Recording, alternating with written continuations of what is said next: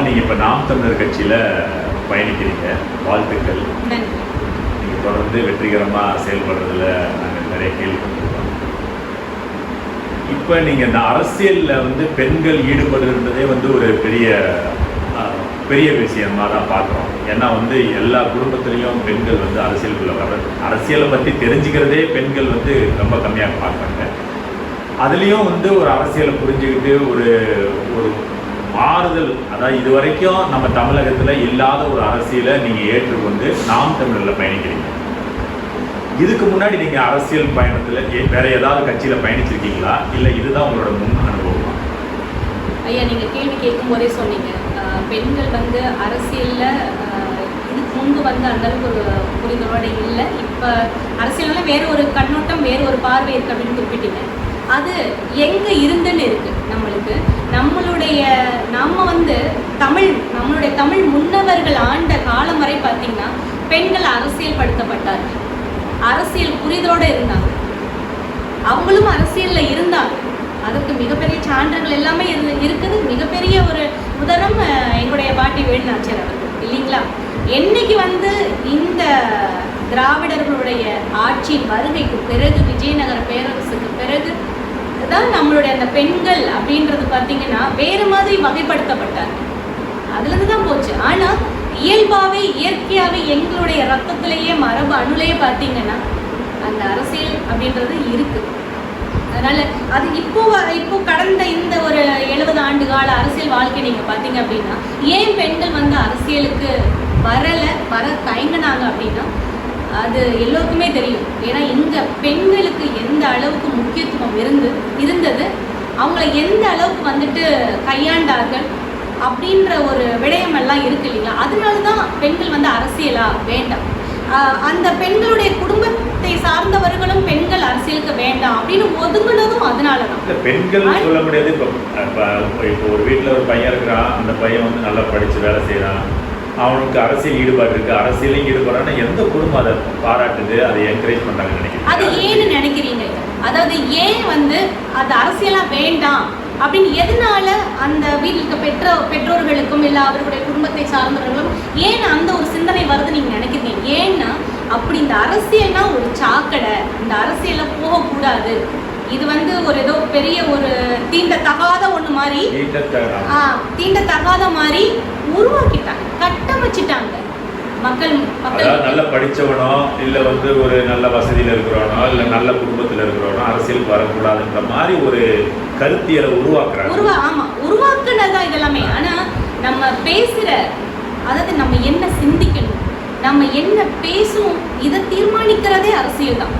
நம்மளோட சிந்தனையே அரசியல் தான் குறிப்பிடுறாங்க இல்லைங்களா அறிஞர்கள் எல்லாமே. அப்போது அரசியல் நம்ம அது நம்மளுடைய வாழ்வியல்.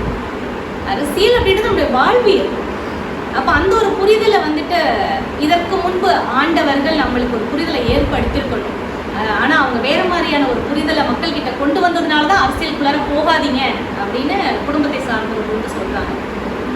நீங்கள் இதுக்கு முன்னாடி உங்களுக்கு அரசியல் அனுபவம் இருக்கா? அரசியல் அனுபவம் அப்படின்றதெல்லாம் இல்லைங்க ஐயா. என்னுடைய குடும்பம் பார்த்தீங்கன்னா, என்னுடைய குடும்பம் பார்த்தீங்கன்னா அதிமுகவை சார்ந்தவர்கள் தான். அப்பாவெல்லாம் பார்த்தீங்கன்னா எம்ஜிஆரோட தீவிர ரசிகர். அவருக்கு பார்த்தீங்கன்னா இது வரைக்குமே எம்ஜிஆர் அவர்களை தான் அவங்க நினச்சிட்டு இருக்காங்க வச்சுக்கோங்க. அந்த ஒரு அரசியல் புரிதல் தான். மற்றபடி பார்த்தீங்கன்னா நான் என்னுடைய தனிப்பட்ட ஒரு நிலைப்பாடு அப்படின்னு பார்த்தீங்கன்னா இந்த இயற்கை மீது ஆர்வம் அதிகம். அந்த இயற்கை மீது ஆர்வம் அதிகமானதுனால தான் நான் இன்னைக்கு நாம் தமிழர் கட்சியை நோக்கி நான் வந்திருக்கேன். ஏன்னா இங்கே மாதவத்திலே பார்த்தீங்கன்னா பால் பண்ணையில் நான் சொல்கிறது 2019 அந்த கொரோனாவுக்கு முன்னாடி அந்த காலகட்டத்தில் ஒரு 500-600 பனை மரங்களை வெட்டி வீழ்த்தினாங்க. நான் அன்றைக்குமே கேள்வி கேட்டேன். அன்றைக்கி எனக்கு எந்த பின்புலமும் கிடையாது. நான் ஒரு நபராக தான் நான் போய் கேட்டேன், ஏன் இந்த மரத்தெல்லாம் வெட்டுறீங்க அப்படின்னு. அப்போ அவங்க சொன்னாங்க, அவர் என்கிட்ட பேசினார். என்ன சொன்னார்னா, இல்லை மேடம், இது இங்கே அரிசி குடோன் வருது, 20 கோடி ரூபா ப்ராஜெக்ட். இதுக்கு முன்னாடி இது ஸ்டேல தான் இருந்தது, இப்போ தான் அதை ரிலீஸ் பண்ணியிருக்காங்க, இதை ஒன்றுமே பண்ண முடியாது அப்படின்னாங்க. நான் அப்போ அவங்க கிட்ட நான் எழுப்பின கேள்வி என்னன்னா, இங்க பனை மரத்துக்கான முக்கியத்துவம் கொடுத்து இவரோட அதுக்கான அமைப்பு இருக்குல்ல, அமைப்பு இருக்கு. நீங்க அந்த அலுவலகத்துக்கு அப்படியே பாத்தீங்கன்னா சைட்லயே அந்த அலுவலகத்துக்கு சைட்லேயே பார்த்தீங்கன்னா கிட்டத்தட்ட 600 700 பனை மரங்களுக்கு மேலே வெட்டிக்கிட்டு இருந்தாங்க ஃபுல்லாகவே. இப்போ பனைமரம் இருந்ததுக்கான அடையாளம் மட்டும் பனைமரம் இல்லை. அது நீங்கள் அதுக்கு முன்னாடி இருந்தத மேப் எடுத்து பார்த்தீங்களே உங்களுக்கு தெரியும், ஃபுல்லாகவே அழிச்சிட்டாங்க. நான் என்ன கேட்டேன்னா, நீ எவ்வளோ தரிசு நிலங்கள் இருக்கு, அங்கெல்லாம் நீங்கள் போய் அந்த ஒரு பில்டிங்கை கட்டலாம், நீங்கள் ஏன் இங்கே கொண்டு வந்து பண்ணீங்க அப்படின்னு அவங்க நான் கேட்கும்போது அவர்கள் என்னை நோக்கி கேட்ட கேள்வி என்னன்னா, நீங்கள் எங்கேருந்து வரீங்க, நீங்கள் எந்த அமைப்புலேருந்து வரீங்க அப்படின்னு சொல்லி என்னை கேட்டாங்க. அந்த கேள்வியில் ரொம்ப பாதிச்சு. அதுக்கப்புறம் தான் நான் தேடினேன். அப்போது நான் இதுக்கு வந்ததுக்கப்புறம் நான் என்னுடைய தேடலை நான் ஆரம்பிக்கலை. என்னுடைய தேடல் என்ன, எனக்கு ஒரு கட்டமைப்பை உருவாக்கிட்டு இப்படி தான் இருக்கணும் அப்படின்ற நிலைப்பாட்டுக்கு வந்ததுக்கப்புறம் தான் நான் எந்த அரசியல் கட்சின்றதை நான் தேட ஆரம்பித்தேன்.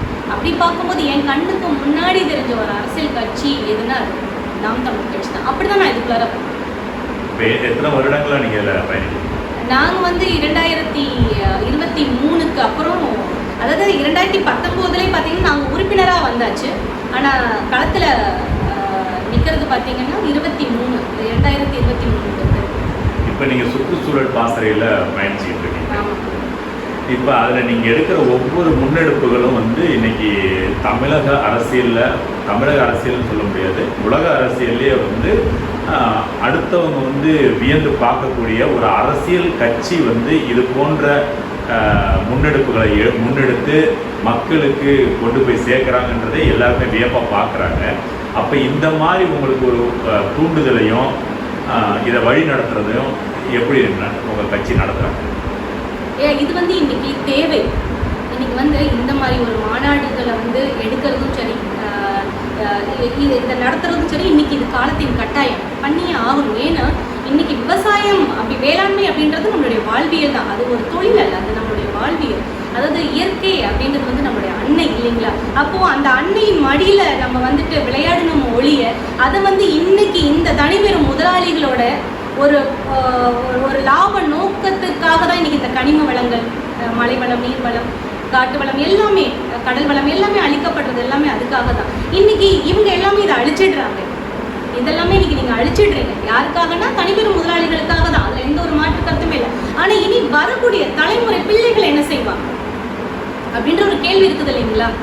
அவங்க எதோ சுவாசிப்பாங்க, எப்படி உயிர் வாழ்வாங்க, என்ன சாப்பிடுவாங்க அப்படின்ற ஒரு கேள்வி, மிகப்பெரிய கேள்வி இருக்கு இல்லைங்களா? இன்னைக்கு எது ஒன்றும் இல்லாமலும் வாழ்ந்துடலாம், ஆனால் நீரும் சோறு இல்லாமல் வாழ முடியாது இல்லைங்களா? அப்போ அடிப்படை தேவையாக இருக்குது இல்லைங்களா? அப்போ இன்னைக்கு நமக்கு கண்ணு முன்னாடி அதை அழிஞ்சிட்டு இருக்குது.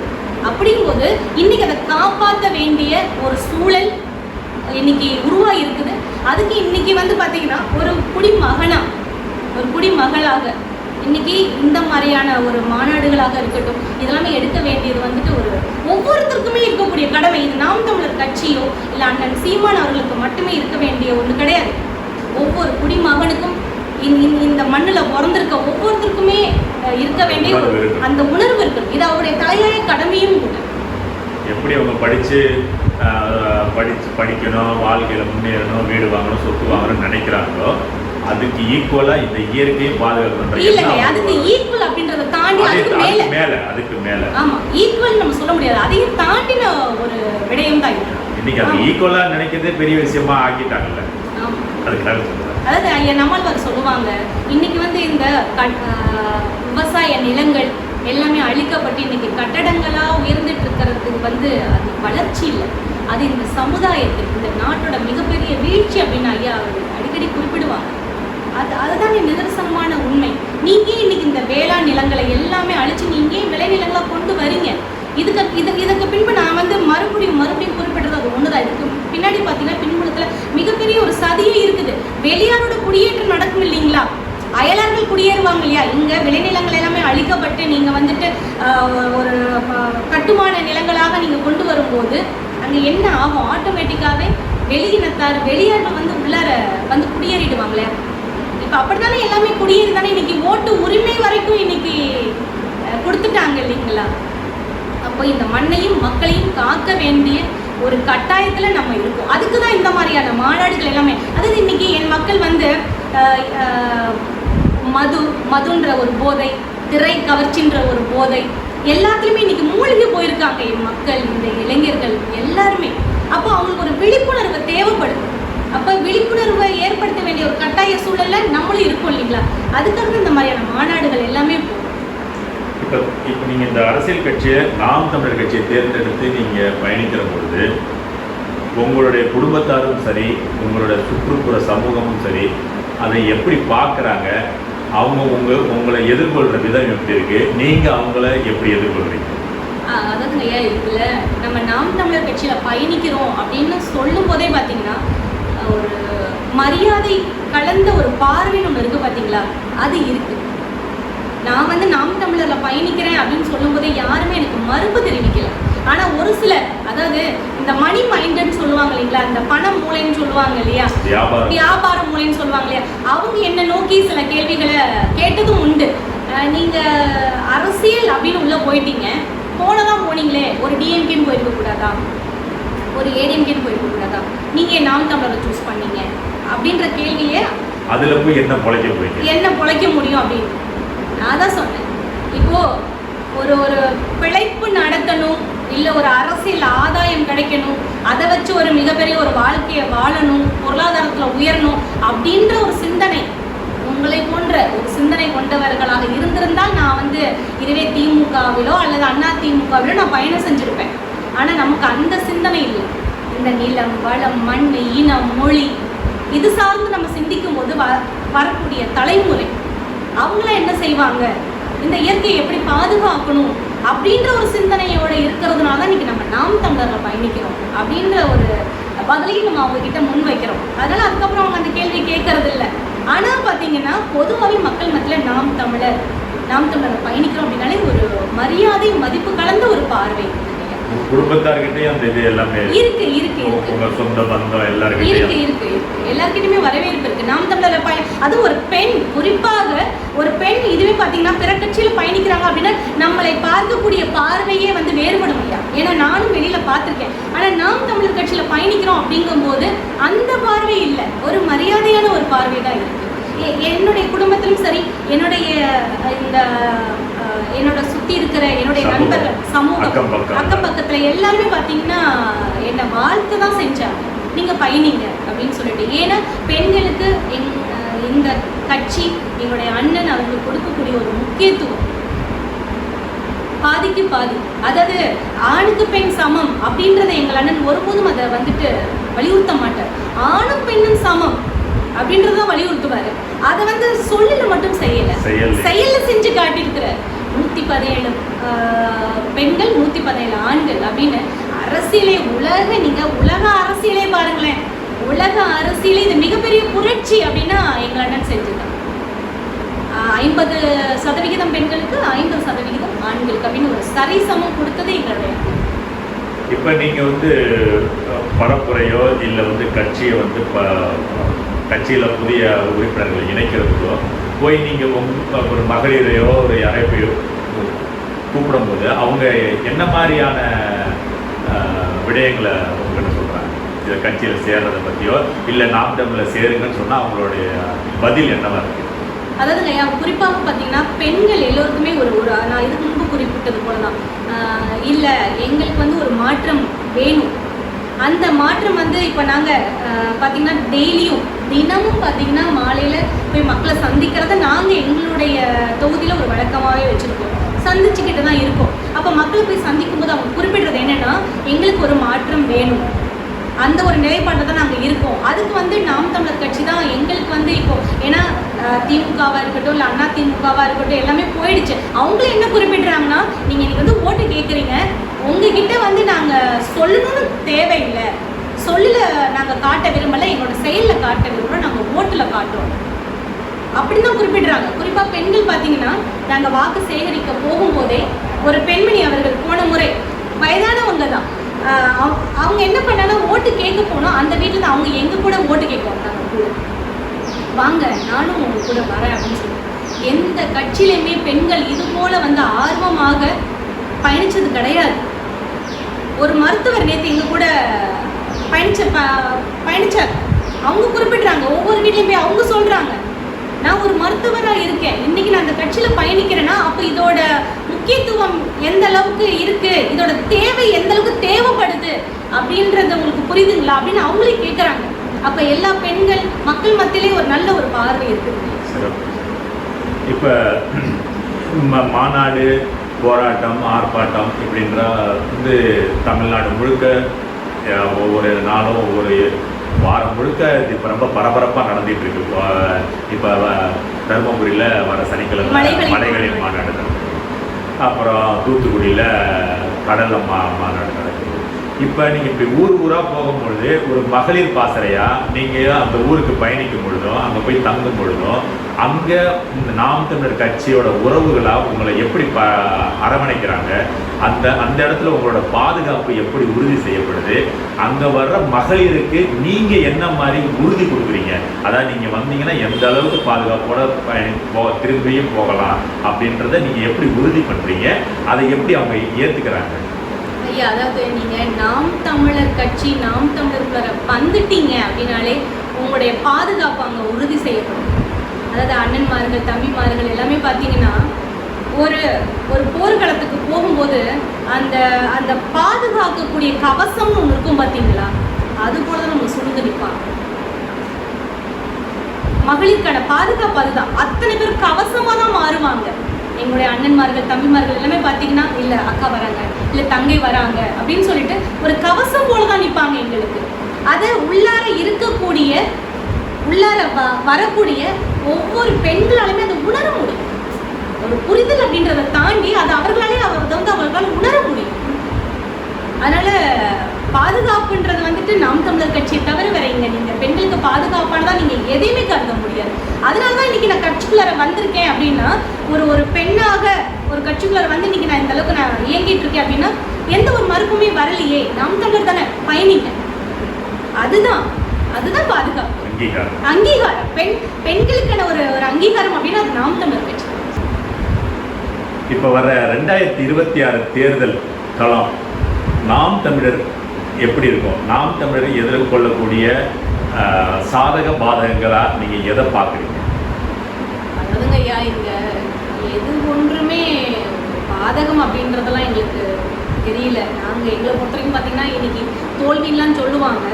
எங்களுடைய கட்சியை வந்து ஒவ்வொரு எலெக்ஷன்லேயும் வந்து நீங்கள் தோல்வியை தான் தழுவிட்டு இருக்கீங்க அப்படின்னு குறிப்பிடுவாங்க. அது தோல்வி அல்ல. எப்படி நீங்கள் அதை முதல்ல தோல்வியாகவே பார்க்குறீங்கன்னு நான் ஒரு கேள்வியை எழுப்புவேன். ஏன்னா நீங்கள் ஒவ்வொரு எலெக்ஷன் ரிசல்ட்டுமே பாருங்கள், மற்ற கட்சியோட ஒரு வாக்கு சதவிகிதத்தை விட நாம் தமிழருடைய வாக்கு சதவிகிதம் பார்த்தீங்கன்னா ஒவ்வொரு எலெக்ஷன்லையுமே பார்த்தீங்கன்னா க்ரோத்து தான் இருக்கும், ஒரு ஏறுமுகமாக தான் இருக்கும். நீங்கள் அதை எப்படி நீங்கள் தோல்வின்னு குறிப்பிடுறீங்க? உங்களுடைய தேர்தல் அரசியல், உங்களுடைய வாக்கு அரசியல்னு வரும்போது நீங்கள் அதை தோல்வின்னு குறிப்பிடலாம். ஆனால் மக்கள் அரசியல்னு வரும்போது அது தோல்வி இல்லை, அது ஒவ்வொரு நாளும் வெற்றி தான். அப்படி பார்க்கக்கூடிய பட்சத்தில் 2026 வந்து நாம் தமிழருக்கு வந்து மிக சிறப்பாகவே இருக்கு. வரவேற்பு மக்கள் மத்தியில் அப்படி ஒரு வரவேற்பு. இப்போ அந்த நாம் தமிழர் கட்சியுடைய வளர்ச்சியை தடுக்கிறதுக்கு தான் 2024 வந்து நாம் மக்கள் நீதி மையம் 2021 இருந்தார், நான் 24 இருந்தார். இப்போ அந்த மக்கள் நீதி மையம் கொண்ட இடம் வந்து எல்லாருக்குமே தெரியும். இப்போ அதே மாதிரி இன்னொரு நடிகரும் கிளம்பியிருக்காரு. அதனால நாம் தமிழருக்கு உறுதியாக பாதிப்பு இருக்குன்னு சொல்லி ஒரு பிம்பத்தை கட்டமைச்சுக்கிட்டு இருக்காங்க. அதை பற்றி உங்களோட கருத்து? இதுதானே போன முறையும் கட்டமைச்சாங்க.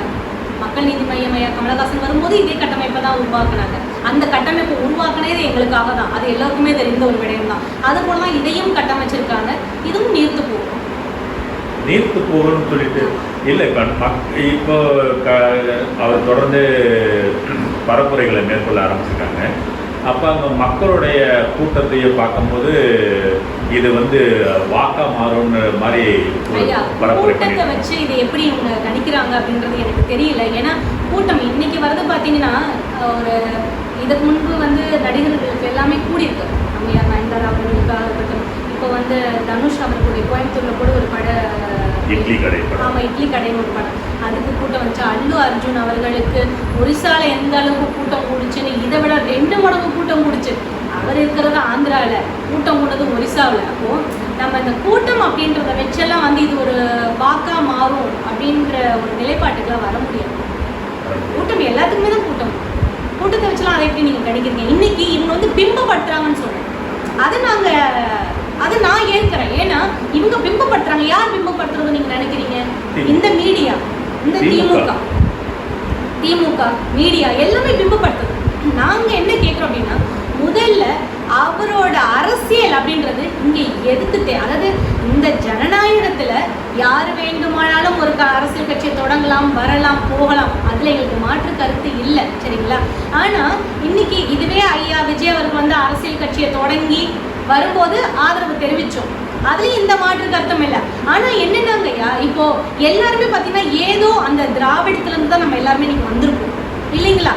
ஆனா தமிழ் தேசியம் அப்படின்ற ஒன்றை உள் வாங்கின பிறகு நம்மளால அந்த திராவிடத்துக்கு திரும்ப முடியாது.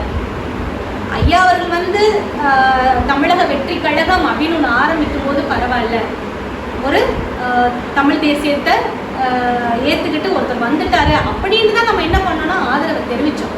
ஆனா என்னைக்கு அவர் வந்து தமிழ் தேசியமும் திராவிடமும் எனது 2 கண்கள் அப்படின்னு சொன்னாரோ அங்கே முரண்பட்டுட்டார்.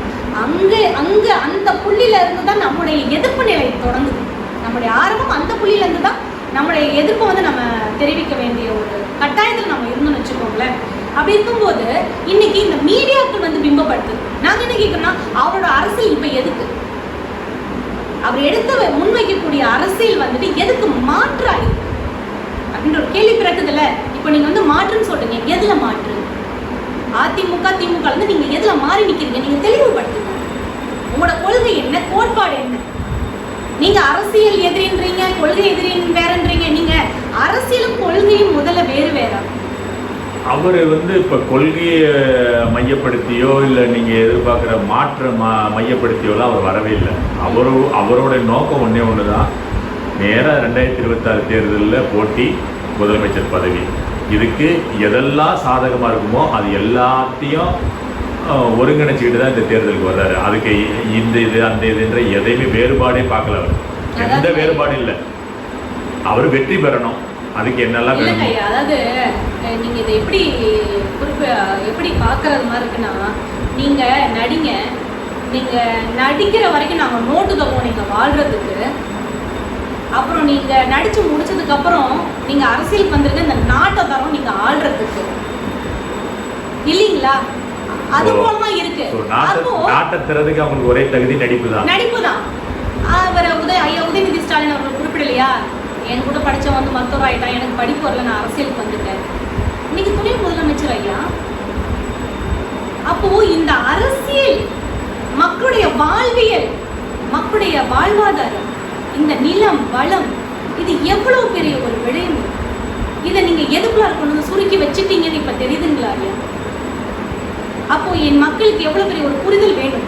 அப்ப அந்த புரிதலை அதாவது அந்த மக்கள் அந்த புரிதலுக்கு வந்துட கூடாதுன்றதுக்காகவே இன்னைக்கு இந்த மீடியாக்களாக இருக்கட்டும், இன்னைக்கு இந்த திமுக கட்சியாக இருக்கட்டும், இது எல்லாமே பிம்பப்படுத்துது. அவர் எதுக்கு அவரோட அரசியல் அப்படின்ற ஒரு கேள்வி பிறக்குதா இல்லைங்களா? எதுக்கு மாற்று அரசியல் வேண்டும், ஒரு மாற்று வேணும். திமுக கிட்ட இருந்தும் அந்த திராவிட கட்சிகள்ல இருந்து ஒரு மாற்று வேணும். இவர் எல்லாம் மாறுபடுறாரு, நீங்க அதை விலைக்கு சொல்லணும்ல. அப்போ அடிப்படை அரசியல் புரிதலே இல்லை அப்படிங்கும்போது ஒரு தலைவனுக்கு இருக்கணும். ஒரு தலைவன் என்பவன் வந்து மிகச்சிறந்த ஒரு ஆசிரியராக, ஒரு ஆசானாக, ஒரு அரசியல் புரிதலோட இருக்கும்போது தான் தன் குடிகளை அரசியல் படுத்த முடியும். இன்னைக்கு அவருக்கே அந்த அரசியல் புரிதல் இல்லை. அவரு அப்படி நம்ம பார்த்தோம்னா, இப்போ நாம் தமிழர் கட்சி பார்த்தீங்கன்னா 2009 இயக்கமாக உருவாக்கப்பட்டு 2016 தான் வந்து அரசியல் கட்சியாகவே மாற்றப்படுறாங்க. அப்போ அவங்க என்ன பண்ணுறாங்கன்னா, அந்த 5 வருட காலம் 6 வருட காலம் வந்து தன்னுடைய உறவுகளை வந்து அரசியல் படுத்துகிறாங்க, அரசியல் தெளிவுபடுத்துகிறாங்க. அதுக்கு பிறகுதான் வந்து அரசியல் கட்சியாகவே மாற்றமடைகிறாங்க. ஆனால் இப்போ இந்த நடிகர் ஆரம்பிச்சுக்கிற இந்த கட்சியில் வந்து அரசியல் படுத்தணுன்ற எந்த நோக்கமெல்லாம் இல்லை. அவன் அந்த போதையாக இருக்கும்போதே, அந்த ரசிக போதையில் இருக்கும் போதே அந்த போதையை தன்னுடைய பதவிக்கு பயன்படுத்திங்கன்னு நினைக்கிறாங்க இல்லையா? மிகப்பெரிய ஒரு போதை அப்படின்றது வந்து சாதி மத போதை. அதை தாண்டி ஒரு போதை இந்த திரை கவர்ச்சி போதை. அந்த போதை இன்னைக்கு என் மக்களுக்கு ஊட்டிட்டு இருக்காங்க இல்லையா? அப்ப என்ன வேறுபாடு, என்ன வித்தியாசம் இருக்கு உங்களுக்கும் திராவிட கட்சிகளுக்கும்? அப்ப எல்லாருமே ஒண்ணுக்குள்ள ஒண்ணுதானே. நாங்க எப்பவுமே குறிப்பிடுவோம், திமுக அதிமுகவாக இருக்கட்டும், இல்லை மத்தியில் ஆளக்கூடிய காங்கிரஸ் பிஜேபியாக இருக்கட்டும், இது எல்லாமே ஒன்றுக்குள்ள ஒன்றுதான்றது நாங்கள் எங்களுடைய நிலைப்பாடமாக தான் நாங்கள் முன்வைக்கக்கூடிய கருத்தும் அதுதான். அப்போ இன்னைக்கு நீங்கள் மாற்றுன்னு சொல்லிட்டு வர உங்களுக்கும் அவர்களுக்கும் என்ன வேறுபாடு, என்ன வித்தியாசம்? கடந்த 16 வருடங்களாக சீமான் அவர்கள் வந்து இந்த அரசியல் பாடத்தை வந்து இளைஞர்கள் மத்தியில் எடுத்து வச்சிட்டு இருக்காங்க.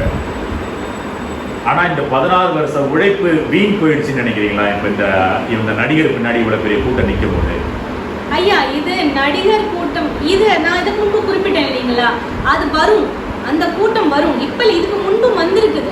ஆனால் இது எல்லாமே வாக்கா மாறுமா அப்படின்ற ஒரு கேள்வி இருக்கு இல்லைங்களா?